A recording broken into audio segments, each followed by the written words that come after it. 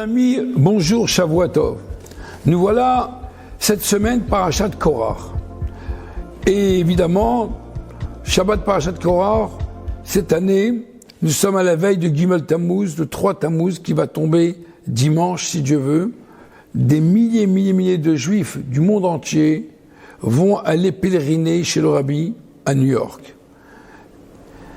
Évidemment, il y a un lien entre Shabbat Parashat Korach, la Eloula du Rabbi. Mais avant cela, il y avait une fois un étudiant qui fréquentait le Beth Chabad. Cet étudiant, il commençait à se rapprocher du judaïsme, et en même temps qu'il se rapprochait du judaïsme, de temps en temps, on le voyait un peu hésitant. Il était absent. Jusqu'à qu'un moment, il a dit, écoutez, je me rapproche du judaïsme, c'est vrai, mais j'ai un souci. Je fréquente une non-juive, j'aime cette non-juive, mais de l'autre côté, je me rapproche du judaïsme. Alors le chaliard lui dit, écoute, la meilleure solution, je voyage à New York, viens avec moi chez le Rabbi, et on va lui poser la question. Donc le jeune homme, il a dit, écoutez, j'ai déjà vu plein de rabbins m'ont donné des réponses et la vérité non satisfaisante. Et c'est là où, à ce moment-là, le chaliard lui a dit, écoute, viens avec moi, on va lui demander la question. Et lorsqu'il est passé devant le Rabbi lui a regardé en écoutant, en disant, Rabbi, j'ai un souci, je me rapproche du judaïsme, mais de l'autre côté, je fréquente une non-juive. Le Rabbi lui a dit, je suis jaloux de toi. Là, il était étonné. Qu'est-ce que cela veut dire, jaloux de toi? Il a dit, toi, tu as une épreuve que moi, j'ai pas. C'est comme une épreuve, c'est comme une échelle. Plus l'épreuve est grande, plus l'échelle elle est haute. Donc ton défi il est très grand, mais c'est ton épreuve. Et en réalité, donc le Rabbi ne l'a pas incendié. Il lui a seulement expliqué que c'est ton épreuve de ta vie. Comme chacun, il a une épreuve dans sa vie. Et donc on n'est pas là pour condamner quelqu'un, mais on est là pour lui expliquer, voilà ta mission aujourd'hui. C'est intéressant de voir que dans la paracha cette semaine, la Torah, la paracha s'appelle Korach. En sachant un peu que ce que Korach a fait, comment il a mis le désordre dans la communauté juive, comment Korach Vedato, ou Korach et sa communauté, on l'appelle le maître des disputes, que Dieu nous en préserve, comment on ne supporte pas les disputes dans la communauté, comment c'est désagréable, comment ça peut amener autant de mal, les disputes, et voilà un homme, un très grand homme. Et comment cet homme-là a décidé, avec toute une bande, avoir chauffé beaucoup de monde, 250, eh bien, sont venus face à Moshe Rabbeinu, et ils ont commencé à lui dire, écoute Moshe, toutes tes salades à toi, tout ce que tu es en train de nous raconter, c'est toi qui les as inventées, tu t'es mis toi-même patron sur nous, eh bien je suis désolé, qui t'a mis patron? Moshe Rabbeinu, la vérité, était choqué d'entendre une chose comme ça. Eh bien, il faut savoir que, et pourtant, le nom de la paracha s'appelle sur son nom à lui.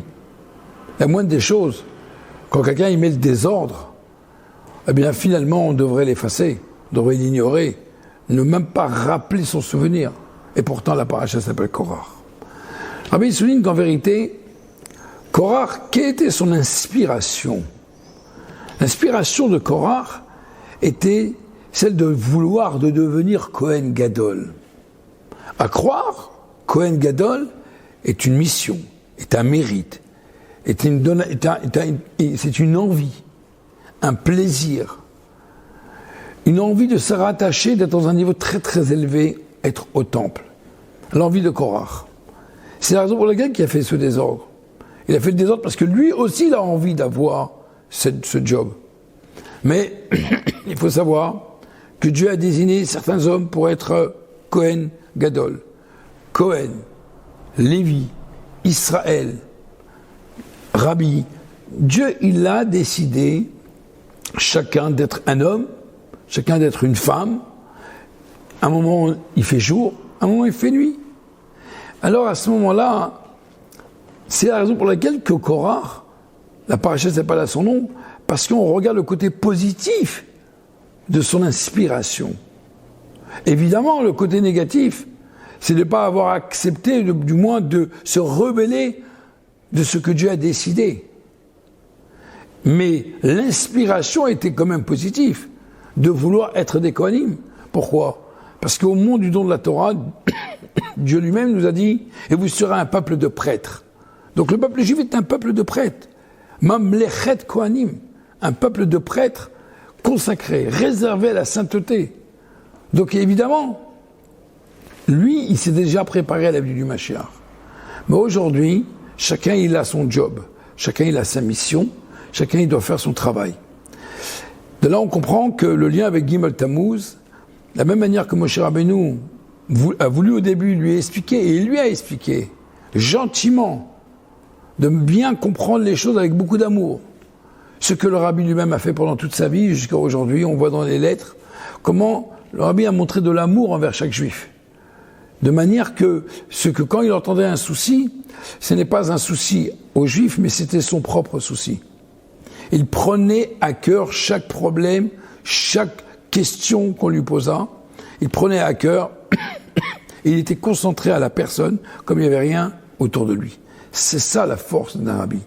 C'est la raison pour laquelle ce Shabbat, avec Parashat Korach, qui précède Gimel Tammuz, nous devons prendre des résolutions, si Dieu veut, être un peu plus intentionné vers autrui et avoir un peu plus d'amour de l'autre, et de manière que, si Dieu veut, grâce à cela, eh bien, il y aura le dévoilement, si Dieu veut, de la venue du Mashiach, à la reconstruction du 3e temple, et évidemment que tous nos soldats retrouvent leur santé et que tous les otages retournent chez eux sains et saufs. Merci beaucoup, Shabbat Shalom.